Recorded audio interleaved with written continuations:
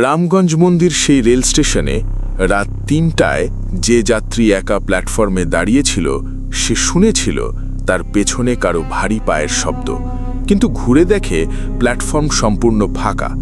আর ফেরিওয়ালা রহিমউদ্দিন যেদিন সন্ধ্যায় সেই গলিতে ঢুকেছিল, সেদিন তার ঝুড়ির মধ্যে থেকে কেউ একজন বলেছিল, ভাই আমাকে একটু রেখে যাও। জানতে হলে পুরো এপিসোড শেষ পর্যন্ত শুনুন। শ্রোতা বন্ধুরা, এই মুহূর্তে আপনি যেখানেই আছেন একবার থামুন, একবার চোখ বন্ধ করুন, কান পাতুন, শুনুন কোথাও কি একটা মৃদু শব্দ পাচ্ছেন যা সব সময় থাকে না? জানালার বাইরে হয়তো বাতাস নেই, তবু পর্দাটা কি একটু নড়ছে? আর আপনার ঘরের কোণে ওই কোণটা একবার তাকান, আলো কি একটু কম সেখানে, একটু বেশি অন্ধকার? রাত ৯টা মানেই পৃথিবীটা বদলে যায়। দিনের শেষ আলোটুকু যখন দিগন্তের ওপাশে মিলিয়ে যায়, ঠিক তখন থেকেই জগতে এমন কিছু জেগে ওঠে যা আমরা দিনের আলোয় দেখি না, বুঝি না, অনুভব করি না। রাত ৯টা মানে শুধু একটা সময় নয়, রাত ৯টা মানে সেই সন্ধিক্ষণ যেখানে মানুষের জগৎ আর অজানার জগৎ একে অপরের গা ঘেঁষে দাঁড়ায়। একটা পাতলা পর্দা মাত্র আলাদা করে রাখে দুই দুনিয়াকে, আর সেই পর্দাটা রাত ৯টার পর থেকে ক্রমশ পাতলা হতে থাকে। রাত ৯টা মানেই অশরীরীর ভয়ের আসর। এই আসরে আমরা সেই সব ঘটনা বলি যা মানুষের বাস্তব জীবনে ঘটেছে, যা শুনে তাদের ঘুম উড়ে গেছে, যা এখনও তাদের রাতের ঘুমের মধ্যে ফিরে ফিরে আসে।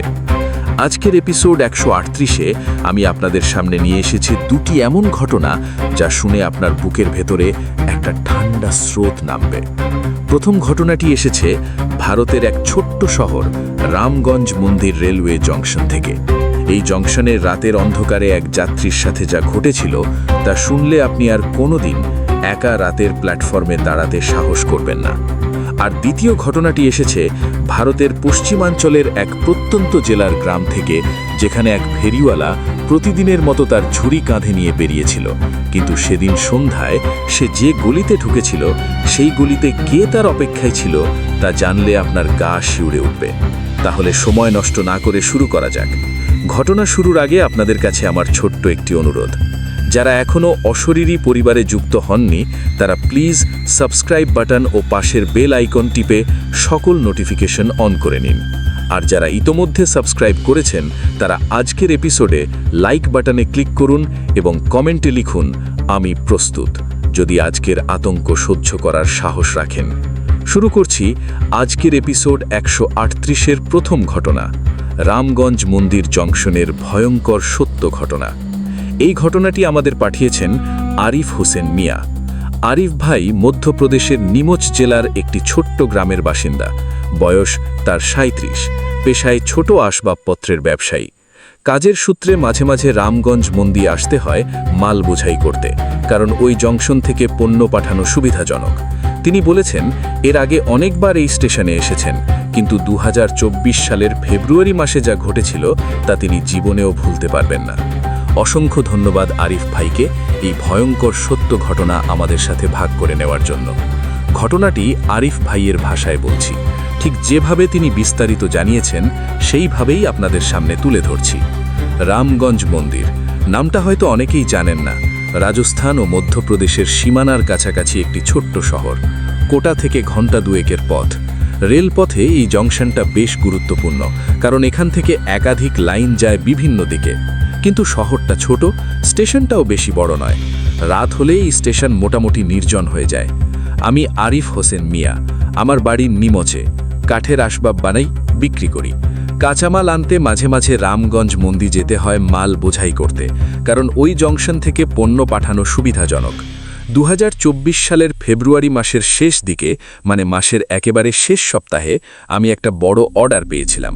সেই অর্ডার পূরণ করতে বেশ কিছু শাল আর সেগুন কাঠ দরকার। রামগঞ্জ মন্দিরে এক পরিচিত কাঠ ব্যবসায়ীর কাছে ভালো দামে পাওয়া যাবে বলে সিদ্ধান্ত নিলাম সেখানে যাব। বাড়ি থেকে ভোর ৬টায় বেরোলাম। নিমচ থেকে বাসে গেলাম কোটা। কোটা থেকে লোকাল ট্রেনে রামগঞ্জ মন্দির পৌঁছাতে বেলা ১২টার মতো হলো। সেই ব্যবসায়ীর সাথে দেখা করলাম, মাল পছন্দ করলাম, দাম দর করলাম, কিন্তু মালের ডেলিভারি পাবো পরশু, কারণ তিনি বললেন মাল এখন গোডাউনে নেই, আনতে হবে। এখন সমস্যা হলো পরশু পর্যন্ত থাকা। সাথে বেশি টাকা নেই, হোটেলে 2 দিন থাকলে খরচ বেশি হবে। ভাবলাম আজ রাতেই ফিরে যাই নিমচ, পরশু আবার আসব। কিন্তু সন্ধ্যের ট্রেনটা মিস হয়ে গেল কারণে অকারণে। ব্যবসায়ীর সাথে আরও কিছু হিসেব মেলাতে গিয়ে সময় চলে গেল। স্টেশনে এলাম সন্ধে 7টায়। জানা গেল পরের ট্রেন রাত 2:45। মানে প্রায় 8 ঘন্টা অপেক্ষা। কি আর করার আছে? বাইরে বসে খেলাম, ঘুরলাম শহরে। রাত 10টার দিকে ফিরে এলাম স্টেশনে। ওয়েটিং রুমে বসলাম। কিছুক্ষণ পরে দেখলাম ওয়েটিং রুমে লোকজন কমে যাচ্ছে। একটা ট্রেন এলো, অনেকে উঠে গেল। রাত 11টার মধ্যে ওয়েটিং রুমে আমার ছাড়া আর মাত্র 2 জন বয়স্ক মানুষ। তারাও রাত 12টার দিকে একটা ট্রেনে উঠে চলে গেল। রাত 12টার পর থেকে আমি একা। ওয়েটিং রুমের একটা টিউব লাইট জ্বলছে, কিন্তু সেটা মাঝে মাঝে ফ্লিকার করছে, মানে একটু জ্বলে, একটু নেভে, আবার জ্বলে। এই ফ্লিকারিং আলোর মধ্যে পুরো ওয়েটিং রুম একটু অদ্ভুত লাগছে। বাইরে প্ল্যাটফর্মে কেউ নেই। স্টেশনের কয়েকজন কর্মী আছে, কিন্তু তারা অফিসের দিকে, প্ল্যাটফর্ম থেকে অনেকটা দূরে। প্ল্যাটফর্মটা প্রায় অন্ধকার। 2-3টে হলুদ আলো জ্বলছে দূরে দূরে, কিন্তু সেগুলো এত মৃদু যে প্ল্যাটফর্মের মাঝখানে পৌঁছায় না। রাত 1টার দিকে আমার ঘুম আসছিল, কিন্তু ঘুমোলে ট্রেন মিস হবে। তাই বাইরে গেলাম একটু ঘুরে আসবো বলে। রক্ত চলাচল করলে ঘুম কাটবে। প্ল্যাটফর্মে বেরোলাম। ফেব্রুয়ারির রাত, শীত তখনও আছে। একটা হালকা কুয়াশা আছে বাতাসে। প্ল্যাটফর্মের হলুদ আলোগুলো কুয়াশার মধ্যে একটু ঘোলাটে দেখাচ্ছে। আমি হাঁটতে শুরু করলাম প্ল্যাটফর্মের এক মাথা থেকে অন্য মাথায়। প্ল্যাটফর্মটা লম্বা, এক প্রান্ত থেকে অন্য প্রান্ত হয়তো 250 মিটার। শেষ মাথায় গিয়ে দেখলাম একটা পুরনো বেঞ্চ আছে, একটা পানির কল, আর একটা জং ধরা তির্যক ঝুলন্ত বোর্ড। আমি সেই বেঞ্চে বসলাম কিছুক্ষণ। চারদিক সম্পূর্ণ নিস্তব্ধ। দূরে একটা ট্রেনের হুইসেলের শব্দ ভেসে আসছে, কিন্তু সেটা অনেক দূরে, কাছে কোনো শব্দ নেই। বসে বসে মোবাইলে সময় দেখলাম রাত 1:17। এখনও প্রায় 1.5 ঘন্টা বাকি ট্রেনের। উঠলাম আবার হাঁটবো বলে। ঠিক তখন শুনলাম পায়ের শব্দ আমার পেছন থেকে, স্পষ্ট, ভারী, কংক্রিটের উপর জুতোর তলার আওয়াজ, কিন্তু একটু অদ্ভুত। স্বাভাবিক হাঁটার চেয়ে একটু ধীর, একটু টেনে টেনে পা ফেলছে মনে হচ্ছে। আমি ভাবলাম হয়তো কোনো স্টেশন কর্মী রাউন্ড দিতে আসছে। ঘুরলাম, প্ল্যাটফর্ম ফাঁকা, সম্পূর্ণ ফাঁকা, কেউ নেই। আমি ভাবলাম হয়তো আওয়াজটা অন্য দিক থেকে এসেছিল, হয়তো দূর থেকে কোনো শব্দ এদিকে ভেসে এসেছিল। এরকম হয় রাতে। আবার হাঁটতে শুরু করলাম। প্ল্যাটফর্মের মাঝামাঝি জায়গায় এলাম। তখনই আবার শুনলাম। এবার আরও কাছে, এবার এত কাছে যে মনে হচ্ছে ঠিক আমার পেছনে, হয়তো 5-7 হাত দূরে কেউ হাঁটছে। আমি দ্রুত ঘুরলাম, কেউ নেই। এখন আমার গলা শুকিয়ে গেল। হৃৎপিণ্ড একটু দ্রুত চলতে শুরু করলো। আমি সরাসরি সামনে এগিয়ে গেলাম। আলোর কাছাকাছি একটা জায়গায় দাঁড়ালাম, নিঃশ্বাস নিলাম। নিজেকে বললাম, ঠিক আছে, এটা শুধু শব্দের প্রতিধ্বনি। রাতের নিস্তব্ধতায় মাঝে মাঝে এরকম হয়, নিজের পায়ের শব্দই প্রতিফলিত হয়ে ফিরে আসে। এটা বৈজ্ঞানিক ব্যাখ্যা, ভয়ের কিছু নেই। কিন্তু ঠিক তার পরের মুহূর্তেই যা হলো, সেটার কোনো বৈজ্ঞানিক ব্যাখ্যা আমি আজও খুঁজে পাইনি। প্ল্যাটফর্মের একটু দূরে, মানে আমার থেকে হয়তো 15-20 হাত সামনে, একটা বেঞ্চ আছে। সেই বেঞ্চের উপরে হলুদ আলোর ছায়া পড়েছে। আর সেই হলুদ আলোর মধ্যে আমি দেখলাম বেঞ্চে কেউ একজন বসে আছে। একজন মানুষ, বা অন্তত মানুষের মতো কিছু, মাথা নিচু করে বসে। পরনে কিছু একটা আছে, রং ঠিক বোঝা যাচ্ছে না আলোর কারণে, কিন্তু মাথাটা নিচু, হাত দুটো হাঁটুর ওপর রাখা, পিঠটা সামান্য কুঁজো। আমি ভাবলাম কোনো যাত্রী হবে, বসে ঘুমাচ্ছে। কিন্তু সমস্যা হলো, আমি যখন প্ল্যাটফর্মে বেরোইছিলাম তখন এই বেঞ্চে কেউ ছিল না।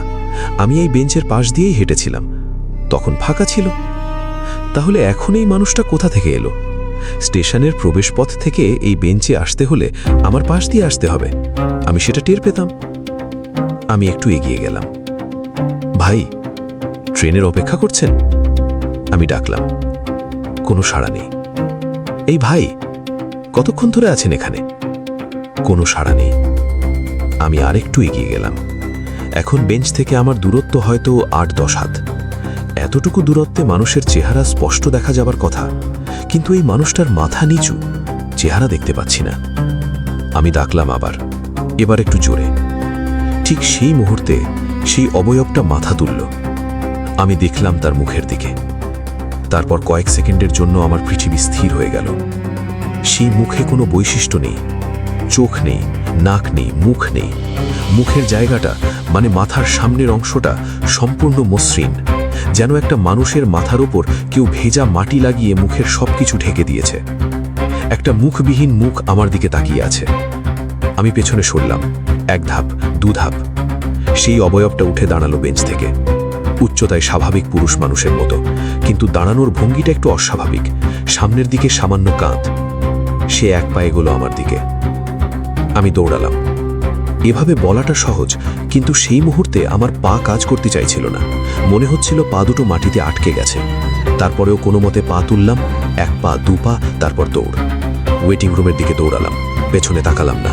ওয়েটিং রুমে ঢুকে দরজাটা ভেতর থেকে ঠেলে ধরলাম। হৃৎপিণ্ড ঢিপ ঢিপ করছে, শ্বাস নিতে কষ্ট হচ্ছে, পুরো শরীর ঘামছে ফেব্রুয়ারির ঠান্ডায়। কিছুক্ষণ বসে রইলাম, নিঃশ্বাস স্বাভাবিক করার চেষ্টা করলাম। তারপর একটু সাহস করে দরজার কাঁচ দিয়ে প্ল্যাটফর্মের দিকে তাকালাম। সেই বেঞ্চ ফাঁকা, কেউ নেই। আমি কি স্বপ্ন দেখলাম? ঘুম ঘুম চোখে দাঁড়িয়ে দাঁড়িয়ে কোনো মায়া দেখলাম? না, আমি ঘুমাইনি, আমি স্পষ্ট জেগেছিলাম। সেই অবয়বটা সেখানে ছিল, সেটা উঠে দাঁড়িয়েছিল, সেটা আমার দিকে এগিয়ে এসেছিল।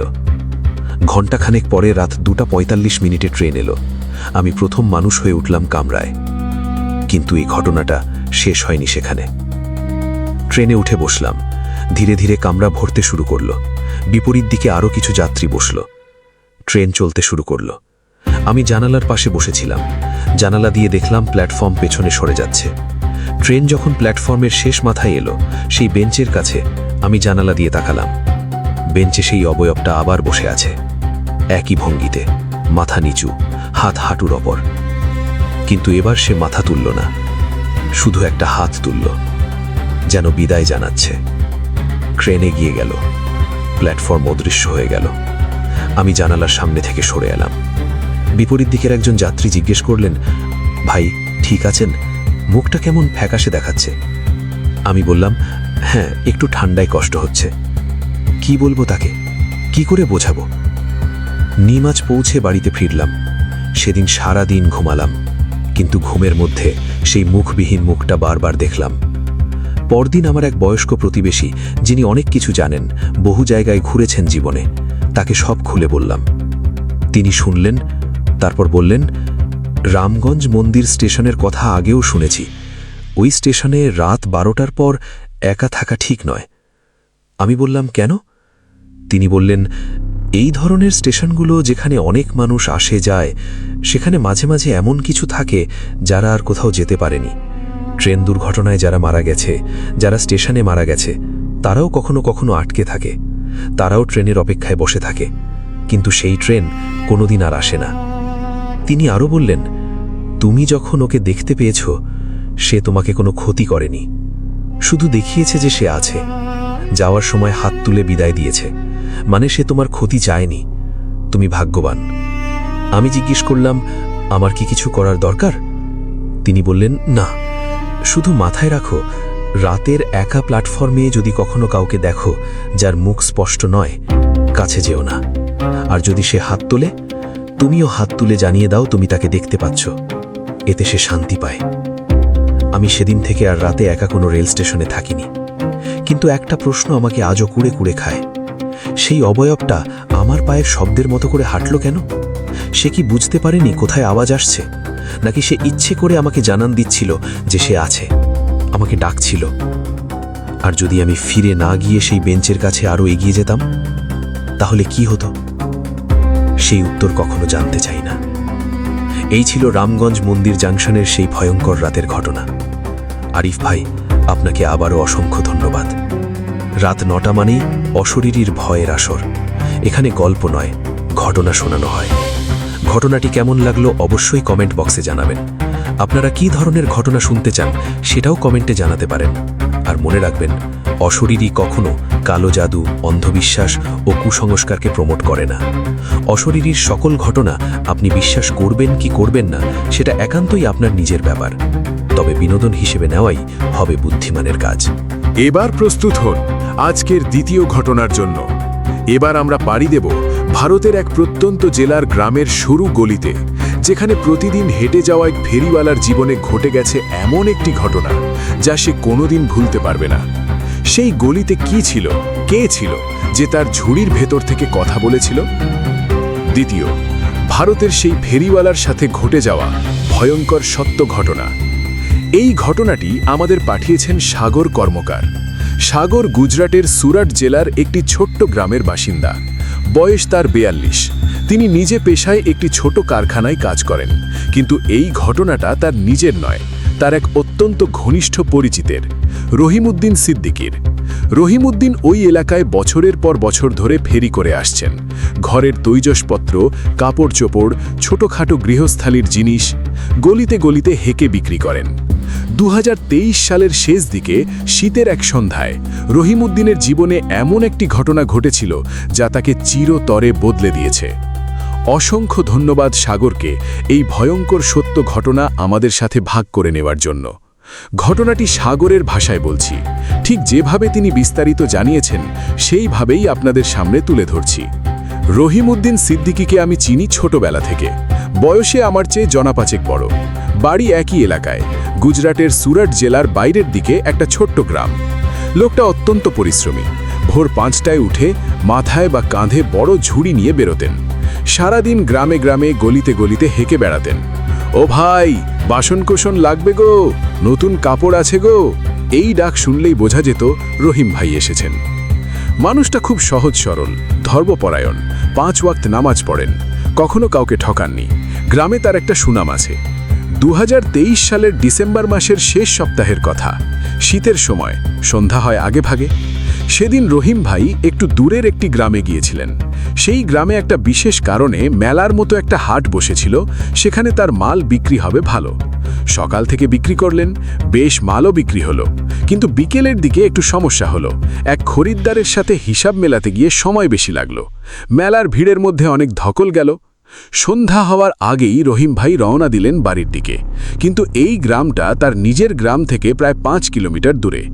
সাইকেলে আসা যাওয়া করতেন, কিন্তু সেদিন ফেরার পথে হাতে অনেক পয়সা আছে দেখে একটু বিপদে পড়লেন, কারণ সাইকেলের পেছনে মাল বাঁধা, সেই মালের মধ্যে আজকের রোজগার। অন্ধকার হওয়ার আগেই পৌঁছতে চাইলেন। যাওয়ার পথে একটা শর্টকাট আছে, পুরনো গ্রামের ভেতর দিয়ে একটা সরু রাস্তা। এই রাস্তায় গেলে প্রায় 1.5 কিলোমিটার কম পথ হয়। রহিম ভাই এই রাস্তা চেনেন, আগেও গেছেন, কিন্তু সাধারণত দিনে যান, সন্ধ্যার পর এদিকে আসেন না। সেদিন তারার কারণে সেই শর্টকাটেই গেলেন। পুরনো গ্রামটার ভেতরে অনেক বছরের পুরনো বাড়ি, অনেক বাড়ি পরিত্যক্ত, মালিক অন্য জায়গায় চলে গেছে। গলিগুলো সরু, মাটির রাস্তা, দুপাশে উঁচু পাঁচিল। গ্রামের ভেতরের এই অংশটা বেশ পুরনো, নতুন বাড়ি এদিকে প্রায় হয়নি। রহিম ভাই সাইকেল চালিয়ে ঢুকলেন ওই গলিতে। সন্ধ্যের আলো তখনও একটু আছে, পশ্চিম দিকে আকাশ লাল ও তমলা, কিন্তু গলির ভেতরে এই আলো ঠিক মতো পৌঁছয় না, কারণ দুপাশের উঁচু পাঁচিলের কারণে। গলির ভেতর তখন মোটামুটি আধা অন্ধকার। রহিম ভাই সাইকেল চালিয়ে এগিয়ে যাচ্ছেন। এগিয়ে যেতে যেতে মনে মনে হিসাব করছেন আজকের রোজগারের। তখনই প্রথম অদ্ভুত ব্যাপারটা হলো, সাইকেলের পেছনে মালের ঝুড়ি বাঁধা। সেই ঝুড়িতে কিছু বাসন, কিছু কাপড়, কিছু পণ্য এখনো বিক্রি হয়নি, মোটামুটি ভারী ঝুড়ি। হঠাৎ মনে হলো ঝুড়িটা একটু নড়ছে। সাইকেলের ঝাঁকুনিতে নড়ে, এটা স্বাভাবিক, কিন্তু এই নড়া যা অন্যরকম, যেন ঝুড়ির ভেতর থেকে কেউ ঠেলা দিচ্ছে। রহিম ভাই থামলেন না, ভাবলেন হয়তো কোনো জিনিস নড়ে গেছে ভেতরে। কিন্তু মিনিট খানেক পরে আবার সেই নড়াচড়া, এবার একটু বেশি। ঝুড়িটা এক পাশ থেকে অন্য পাশে হেলছে। রহিম ভাই থামলেন, সাইকেল থেকে নামলেন, ঝুড়ির কাছে গেলেন। ঝুড়ির ঢাকনা তুলে দেখলেন সব জিনিস ঠিক আছে, কিছু নড়েনি, কিছু পড়েনি। ঢাকনা আবার বন্ধ করলেন, সাইকেলে উঠলেন, চালাতে শুরু করলেন। 10 মিনিট চললেন, গলির মোটামুটি মাঝামাঝি পৌঁছে গেছেন। ডিসেম্বরের ঠান্ডায় শীতল বাতাস আসছে গলির ভেতর দিয়ে। তখন তিনি শুনলেন ঝুড়ির ভেতর থেকে একটা কণ্ঠস্বর, ভাই, আমাকে একটু রেখে যাও। রহিম ভাই একেবারে থেমে গেলেন। শুধু থামলেন না, সাইকেল কাত হয়ে পড়ার মতো হলো, কোনো মতে পা দিয়ে ঠেকালেন। এটা স্পষ্ট কণ্ঠস্বর, মানুষের কণ্ঠস্বর, একটু কর্কশ, একটু ভেজা ভেজা, যেন গলা শুকিয়ে আছে। ভাই, আমাকে একটু রেখে যাও। একই কথা, একই কণ্ঠ ঝুড়ির ভেতর থেকে। রহিম ভাই প্রথমে ভাবলেন হয়তো কোনো শিশু লুকিয়ে ঢুকে পড়েছে ঝুড়িতে, দুষ্টুমি করছে। কিন্তু এই কণ্ঠস্বর শিশুর নয়, এটা বয়স্ক কারোর কণ্ঠস্বর। তিনি সাইকেল রাখলেন দুপাশের পাঁচিলে হেলান দিয়ে, ঝুড়ির কাছে গেলেন। কে আছো? তিনি জিজ্ঞেস করলেন। কোনো সাড়া নেই। কে আছো ভেতরে? নিস্তব্ধতা। তিনি ঢাকনা তুললেন। ঝুড়িতে শুধু তার মাল, বাসন, কাপড়, আর কিছু নেই। তিনি হাত দিয়ে মালের নিচ পর্যন্ত খুঁজলেন, কিছু নেই। কিন্তু কণ্ঠস্বরটা তো তিনি শুনলেন, স্পষ্ট শুনলেন। এটা তার মাথার ভেতরে তৈরি হয়নি। তিনি ঢাকনা বন্ধ করলেন। ভাবলেন হয়তো আশেপাশের কোনো বাড়ি থেকে শব্দ ভেসে এসেছে। গলিতে মাঝে মাঝে এরকম হয়, শব্দ প্রতিফলিত হয়। সাইকেলে উঠলেন, চালাতে শুরু করলেন। আরও মিনিট 5 চললেন। গলির একটা বাঁকের কাছে এলেন। আবার সেই কণ্ঠস্বর, ভাই, আমাকে একটু রেখে যাও, এখানে রেখে যাও। এবার রহিম ভাই পুরোপুরি থামলেন। সাইকেল থেকে নামলেন, কিন্তু ঝুড়ির কাছে গেলেন না। তিনি চারদিকে তাকালেন। গলির দুপাশে উঁচু পাঁচিল, একটা ভাঙা গেট, তার ভেতরে একটা পুরনো পরিত্যক্ত বাড়ির উঠোন।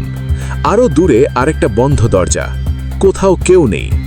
তখন পশ্চিমের শেষ আলোটুকুও মিলিয়ে গেল। গলি পুরো অন্ধকার হয়ে গেল। রহিম ভাই মোবাইল বের করলেন, টর্চ জ্বালালেন। টর্চের আলোয় গলির মাটি দেখলেন। মাটিতে পায়ের ছাপ। তার নিজের সাইকেলের চাকার দাগ আছে, কিন্তু তার পাশে পায়ের ছাপ, খালি পায়ের ছাপ, ছোট ছোট পায়ের ছাপ, যেন কোনো শিশুর। কিন্তু সেই পায়ের ছাপ শুধু একটা জায়গা থেকে শুরু হয়েছে, মাঝ গলিতে। এর আগে নেই, পেছনে নেই, শুধু একটা জায়গায় কয়েকটা ছাপ, যেন মাটির উপর হঠাৎ প্রকট হয়েছে। রহিম ভাই বিসমিল্লা পড়লেন, তারপর দ্রুত সাইকেলে উঠলেন। সাইকেল চালাতে শুরু করলেন, দ্রুত। এখন তাড়াতাড়ি এই গলি পেরোতে হবে। গলির শেষ মাথার কাছে আস্তে আস্তে আরও একটা ঘটনা ঘটল। সাইকেলের সামনের চাকা হঠাৎ আটকে গেল। রহিম ভাই হ্যান্ডেল ধরে থাকলেন, কিন্তু সাইকেল সামনে যাচ্ছে না, যেন কেউ পেছন থেকে সাইকেলটা ধরে রেখেছে। তিনি পেছনে তাকালেন। গলির অন্ধকারে তার পেছনে কয়েক হাত দূরে একটা ছায়া। ছোট, শিশুর মতো, কিন্তু শিশুর মতো নয়। ছায়াটার অনুপাত ঠিক নেই। মাথাটা একটু বড়, হাত দুটো লম্বা। ছায়াটা সেখানে দাঁড়িয়ে আছে। রহিম ভাই মনে মনে সূরা পড়লেন, তারপর জোরে বললেন, যা তোমার প্রভুর কাছে, আমার সাথে যাওয়ার জায়গা নেই তোমার। ছায়াটা একটু নড়ল, তারপর সাইকেলের চাকার আটকানোটা হঠাৎ ছেড়ে গেল। রহিম ভাই পা দিলেন প্যাডেলে, দ্রুত চালালেন। গলি শেষ হলো, মূল রাস্তায় বেরিয়ে এলেন। সেখানে আলো আছে, 2-4 জন মানুষ আছে। রহিম ভাই সাইকেল থামিয়ে রাস্তার পাশে বসে পড়লেন। হাত কাঁপছে, হৃৎপিণ্ড দ্রুত চলছে। একজন পথচারী এগিয়ে এলেন। ভাই, কি হয়েছে? রহিম ভাই বললেন, কিছু না, একটু থেমেছি। কিন্তু পথচারীর লোকটা একটু ভালো করে দেখলেন, তারপর বললেন, আপনার পেছনে কিছু একটা আছে মনে হচ্ছে, ঝুড়িটা একটু দেখুন। রহিম ভাই পেছন ফিরলেন, ঝুড়ির দিকে তাকালেন। ঝুড়ির ঢাকনা উন্মুক্ত। তিনি যখন শেষবার বন্ধ করেছিলেন তখন নিজে হাতে আঁটোসাঁটো করে বেঁধেছিলেন, কিন্তু এখন ঢাকনা খোলা এবং ঝুড়ির ভেতর থেকে একটা গন্ধ আসছে। পুরনো মাটির গন্ধ, ভেজা মাটির গন্ধ, কবরের মাটির মতো। রহিম ভাই দ্রুত ঢাকনা বন্ধ করলেন। পথচারী বললেন, ওই পুরনো গলিতে গিয়েছিলেন? রহিম ভাই বললেন, হ্যাঁ। পথচারী বললেন, ওই গলিতে সন্ধ্যের পর যাওয়া উচিত না। ওখানে একটা পুরনো কবরস্থান ছিল অনেক আগে, পরে বাড়ি হয়েছে, কিন্তু মাটির নিচে অনেক পুরনো কবর এখনো আছে। ওখান দিয়ে রাতে গেলে মাঝে মাঝে এরকম হয়। রহিম ভাই কাঁপতে কাঁপতে বাড়ি ফিরলেন। সেদিন রাতে খাওয়া হলো না, ঘুম হলো না। কিন্তু ঘটনাটা এখানে শেষ হলে হয়তো রহিম ভাই একটু ভুলতে পারতেন, কিন্তু শেষ হলো না। পরের দিন সকালে রহিম ভাই ঝুড়িটা খুললেন। রোজকার মালপত্র গুছিয়ে বেরোবেন। ঝুড়ির তলায় একটা জিনিস দেখলেন, একটা ছোট্ট মাটির পুতুল। মোটা মোটা হাত, বড় মাথা, মাটি দিয়ে তৈরি, কিন্তু বেশ সূক্ষ্মভাবে। পুতুলের মুখে যেন একটা ভাব আছে, না হাসি না কান্না, একটা অদ্ভুত মাঝামাঝি ভাব। এই পুতুল রহিম ভাইয়ের না, তার ঝুড়িতে কোনো পুতুল ছিল না। তিনি পুতুলটা ধরলেন, হাতে নিলেন। সেই মুহূর্তে তার মাথায় হঠাৎ একটা ছবি ভেসে উঠল, যেন একটা ঝলক। একটা অন্ধকার গলি, একটা পুরনো বাড়ির কোণে একটা ছোট্ট শিশু বসে আছে, একা, অপেক্ষা করছে। ছবিটা মাত্র 1 সেকেন্ডের জন্য, তারপর চলে গেল। রহিম ভাই পুতুলটা নামিয়ে রাখলেন, দ্রুত বাইরে গেলেন। আমি সাগর, যে এই ঘটনা আপনাদের জানাচ্ছি, রহিম ভাইয়ের কাছ থেকে সব শুনলাম সেদিন বিকেলে। তিনি এসে সব বললেন, পুতুলটাও দেখালেন। আমি নিজেও পুতুলটা হাতে নিলাম। মাটির পুতুল, কিন্তু মাটিটা একটু অদ্ভুত। শুকনো গরমে এই মাটি এখনো একটু ভেজা ভেজা।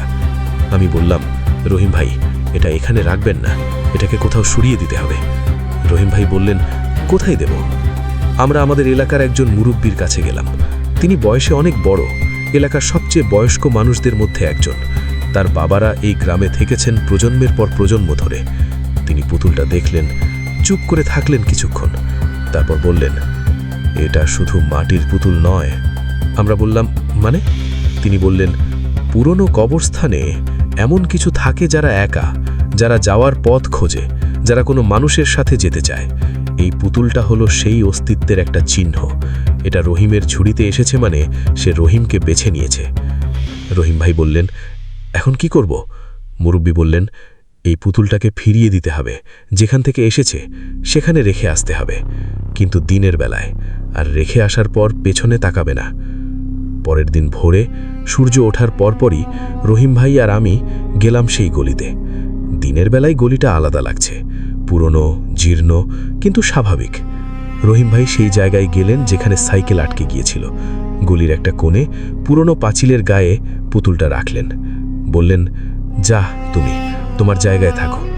তারপর আমরা দুজনে পেছনে না তাকিয়ে গলি থেকে বেরোলাম। সেদিন থেকে রহিম ভাই আর কোনো সমস্যায় পড়েননি। ঝুড়িতে আর কোনো অদ্ভুত শব্দ হয়নি, গলিতে আর পায়ের ছাপ দেখেননি। কিন্তু সেই গলিটাতে তিনি আর কোনোদিন পা রাখেননি, শর্টকাট হলেও না। আমি সাগর, এই ঘটনা বলতে গিয়ে আজও একটু অস্বস্তি বোধ করছি, কারণ পুতুলটা রাখতে যাওয়ার পরেও একটা জিনিস আমার মনে আটকে আছে। যখন গলি থেকে বের হয়ে আসছিলাম, আমি বলেছিলাম পেছনে তাকাবো না, কিন্তু গলির শেষ মাথায় পৌঁছে আমি অনুভব করলাম পেছনে কেউ দাঁড়িয়ে আমাদের দেখছে। আমি তাকাইনি, কিন্তু সেই অনুভূতিটা আজও আছে। কখনো কখনো রাতে মনে হয়, সে কি এখনো ওই কোণে বসে আছে, সেই ছোট্ট অস্তিত্ব যে শুধু চেয়েছিল কেউ তাকে নিয়ে যাক। ভাই, আমাকে একটু রেখে যাও। না, বরং উল্টোটা, সে চেয়েছিল কেউ তাকে সঙ্গে নিয়ে যাক। রহিম ভাই তার ঝুড়িতে তাকে বাড়ি পর্যন্ত নিয়ে যাক। সে একা ছিল, অনেক একা। শ্রোতা বন্ধুরা, আজকের এপিসোড 138-এর দুটি ঘটনা এখানেই শেষ করলাম। রামগঞ্জ মন্দির সেই নির্জন রেলওয়ে স্টেশনের প্ল্যাটফর্মে রাত 1:30টায় এক যাত্রী দেখেছিল এমন কাউকে যে বছরের পর বছর ধরে ট্রেনের অপেক্ষায় বসে আছে, কিন্তু সেই ট্রেন কোনোদিন আর আসবে না। আর সুরাটের সেই পুরনো গলিতে এক ফেরিওয়ালার ঝুড়িতে সওয়ার হতে চেয়েছিল এমন কেউ যে শুধু একটু সঙ্গ চেয়েছিল, পুরনো কবরস্থানের সেই একাকী অন্ধকার থেকে বের হওয়ার একটু পথ। এই দুটি ঘটনা আমাদের মনে করিয়ে দেয়, এই পৃথিবীতে এমন অনেক অস্তিত্ব আছে যারা না পারছে যেতে, না পারছে থাকতে, যারা আমাদের জগৎ আর ওই জগতের মাঝামাঝি আটকে আছে। তারা আমাদের শত্রু নয়, অনেক সময় তারা শুধু হারিয়ে গেছে। কিন্তু হারিয়ে যাওয়া কেউ যখন আমাদের সাথে আসতে চায়, তখন সাবধান থাকতে হয়, কারণ তাদের জগৎ আর আমাদের জগৎ এক নয়। যদি এরকম কোনো অভিজ্ঞতা আপনার বা আপনার পরিচিত কারোর জীবনে ঘটে থাকে, আমাদের সাথে শেয়ার করতে পারেন। আমাদের ইমেল অশরীরীয়অফিসিয়াল@gmail.com। আপনার পরিচয় সম্পূর্ণ গোপন রাখার প্রতিশ্রুতি দিচ্ছি। আজকের এপিসোড কেমন লাগলো কমেন্ট বক্সে জানাতে ভুলবেন না। লাইক দিন, আপনার প্রিয়জনের সাথে শেয়ার করুন। যারা এখনও সাবস্ক্রাইব করেননি, প্লিজ এখনই সাবস্ক্রাইব করুন এবং বেল আইকন অন করুন, যেন পরের এপিসোড প্রকাশ হওয়ার সাথে সাথে নোটিফিকেশন পান। মনে রাখবেন, রাত 9টা মানেই অশরীরীর ভয়ের আসর। এই আসর থেকে বের হওয়ার পথ নেই, কারণ ভয় যতক্ষণ আছে, অশরীরী ততক্ষণ আছে। অন্ধকার যতক্ষণ থাকবে, এই আসর চলতে থাকবে। আগামী নতুন এপিসোডে নতুন ভয়ঙ্কর সত্য ঘটনা নিয়ে হাজির হব। সে পর্যন্ত ভালো থাকুন, সুস্থ থাকুন, সুন্দর থাকুন, নিরাপদে থাকুন। রাতে একা পুরনো জায়গায় যাবেন না। ঝুড়িতে অচেনা জিনিস পেলে ঘরে রাখবেন না। আর কেউ যদি রাতের গলিতে ডাকে, আমাকে একটু রেখে যাও, পেছন ফিরবেন না। আল্লাহ হাফেজ।